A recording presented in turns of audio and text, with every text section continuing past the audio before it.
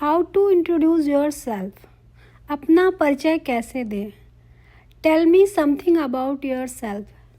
ये क्वेश्चन बार बार हमारे सामने आता है और ये बार बार हमसे पूछा जाता है, tell me about yourself. So क्या हमें पता नहीं है हम अपने बारे में कि हम क्या हैं और हम अपना परिचय नहीं दे सकते हैं? दे सकते हैं, बट जब ये क्वेश्चन हमसे इंग्लिश में पूछा जाता है तो हम घबराने लगते हैं, कैसे हम अपना परिचय सामने वाले को दें। तो इसी समस्या का हल लेके मैं आई हूँ। आप मेरे साथ शुरू से लेकर आखिरी तक बने रहिए। इस वीडियो के एंड तक पहुँचते पहुँचते आपकी सारी प्रॉब्लम ख़त्म हो जाएंगी। तो चलिए शुरू करते हैं। तो हमारा सबसे पहला टॉपिक है ग्रीट। ग्रीट का मतलब होता है अभिनंदन करना। जब हम किसी से मिलते हैं तो हम उसको हिंदी में नमस्ते, प्रणाम, चरण स्पर्श करते हैं। इसी तरह इंग्लिश में भी हम बहुत सारे वर्ड्स का यूज़ करते हैं, जैसे good morning, good afternoon, good evening. तो जो गुड मॉर्निंग है उसे हम सुबह से लेकर 12 बजे तक हम गुड मॉर्निंग करते हैं। 12 बजे के बाद हम किसी से मिलते हैं तो हम उसे गुड आफ्टरनून करते हैं। और शाम के 5 बजे से लेकर रात के 11-12 बजे तक हम उसे गुड इवनिंग कहते हैं। तो मान लीजिए आपका इंटरव्यू 5 बजे है तो आप बोलेंगे गुड इवनिंग सर और गुड इवनिंग मैम, जो भी हैं सामने आपके। अच्छा, दूसरी बात यह है कि आप कभी भी उनसे हाय, हेलो, व्हाट्सअप ये सब वर्ड्स नहीं बोलेंगे, क्योंकि ये सब अनौपचारिक वर्ड होते हैं, इनफॉर्मल होते हैं। और जब भी हम किसी क्लास में या फिर स्कूल में या फिर हम इंटरव्यू देने जा रहे हैं, वहाँ हैं, तो हमें फॉर्मल वर्ड का यूज़ करना पड़ेगा, जैसे good morning, good afternoon, good evening. Okay. उसके बाद दूसरा पॉइंट आता है थैंक देम। उन्हें हमें थैंक यू कहना होता है। जो उन्होंने हमें अवसर दिया है बोलने के लिए, जो अपॉर्चुनिटी दी है, उसके लिए हमें उन्हें first of all thank you कहना पड़ता है और थैंक यू कहना होता है। सो इसके लिए ये कुछ लाइनें आप रट लीजिए यदि आपको याद नहीं होता है तो। So first of all, thank you very much for giving me the opportunity to introduce myself in front of you. उसके बाद यदि ये लाइनें आपको बड़ी लगती हैं तो एक छोटा शॉर्ट लाइन आप याद कर सकते हैं, thanks for giving me the opportunity. इतना नेसेसरी नहीं होता है, बट यदि आप उनको थोड़ा सा थैंक यू बोलते हैं तो एक अच्छा इंप्रेशन बनता है। उसके बाद आता है नेम। इसमें हमें अपना नाम बताना होता है। तो नाम हम इन 4 तरीक़ों से बता सकते हैं, जैसे कि this is Kajal, this is जो भी आपका नाम है, I M Kajal, my name is Kajal, my name is Shyam, my name is Radha, my name is Ram, जो भी आपका नाम है।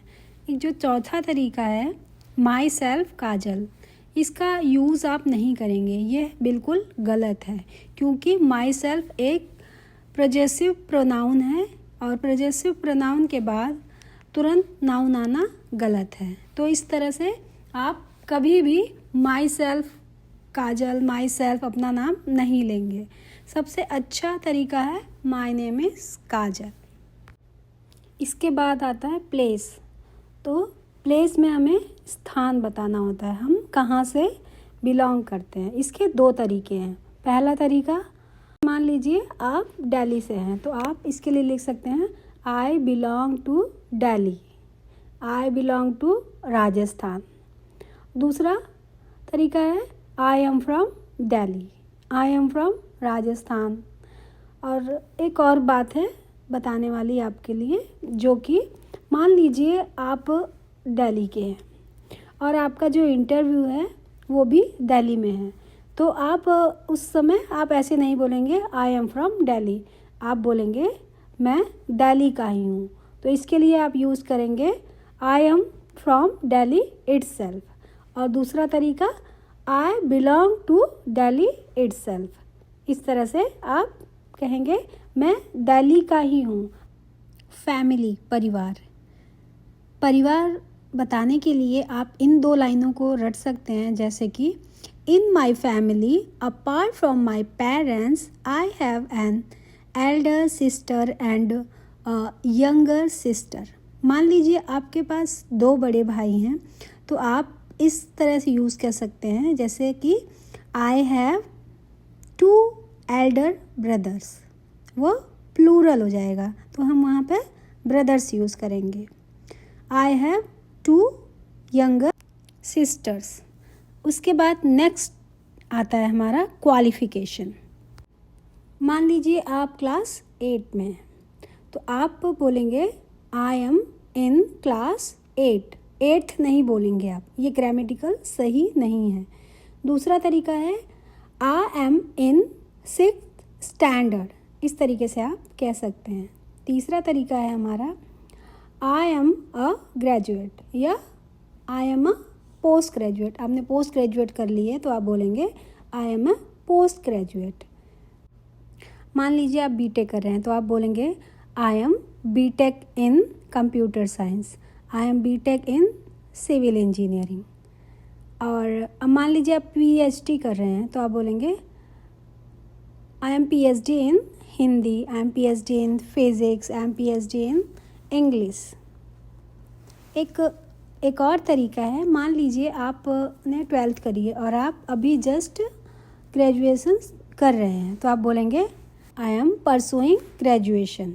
एक और तरीका है, मान लीजिए आप बीएससी कर रहे हैं 3rd ईयर में तो आप इस तरह से बोल सकते हैं I am in BSc 3rd year. Okay, तो इस तरह से अपनी क्वालिफ़िकेशन को नोट डाउन कर लेना। आपको जो भी तरीका इजी लग रहा है और आप जो भी कर रहे हैं वो उससे नोट डाउन कर लेना है और इंटरव्यू के सामने इस तरह से आप कह सकते हैं। नेक्स्ट पॉइंट है एडिशनल क्वालिफ़िकेशन और स्किल।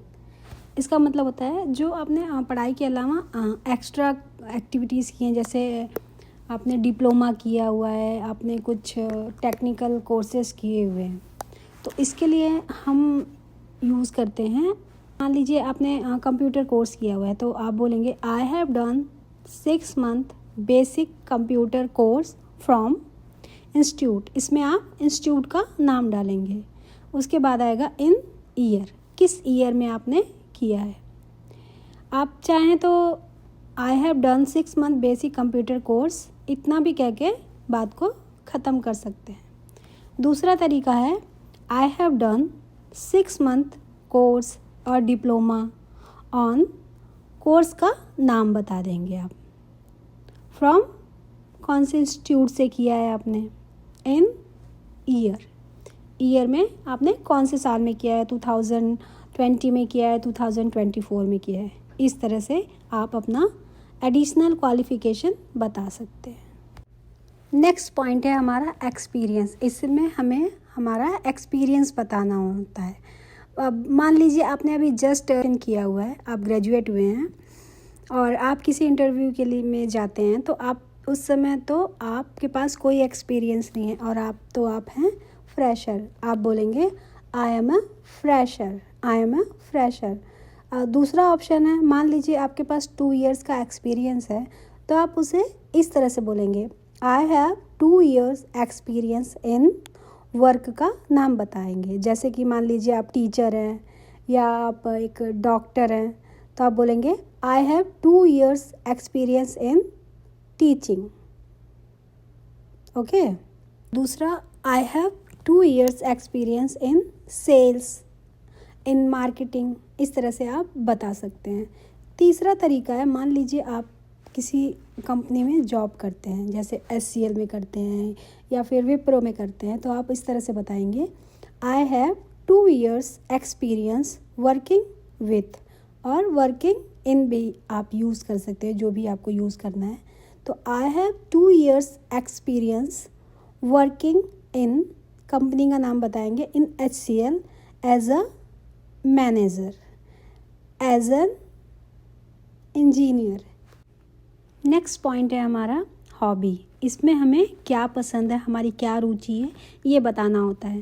तो इसके लिए हम यूज़ करते हैं my hobby is listening to music. आपने ये सेंटेंस अक्सर सुना होगा, देखा होगा।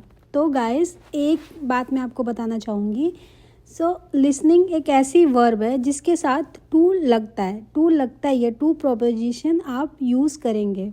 सो my hobby is listening to music. My hobby is reading books. My hobby is dancing. My hobby is singing. My hobby is cooking. My hobby is playing cricket. जो भी आपकी हॉबी है, आप इसे इस तरह से भी कह सकते हैं. I love reading books. I love dancing. मान लीजिए आपके साथ 2-3 रुचियाँ हैं, आपको 2-3 चीज़ें अच्छी लगती है, तो उन चीज़ों में आपकी हॉबी है, तो आप उसे इस तरह से बोल सकते हैं. My hobby is listening to music and reading newspaper. My hobby is dancing and singing. आप इस तरह से भी बोल सकते हैं. I love dancing and cooking. Okay, इस तरह से हम अपना इंट्रोडक्शन देते हैं. लास्ट में हम एंड करते हैं, तो एंड हम इस तरह से करते हैं. That's all about me, thank you. हमें उनका धन्यवाद भी करना पड़ता है. आई होप आपको ये मेरी वीडियो पसंद आई होगी. और गाइज़, आप सब लोग जो भी आप इस वीडियो को देखिएगा, एक अपना इंट्रोडक्शन ज़रूर कमेंट बॉक्स में डालिए. Thank you so much for watching my channel. Please like and subscribe.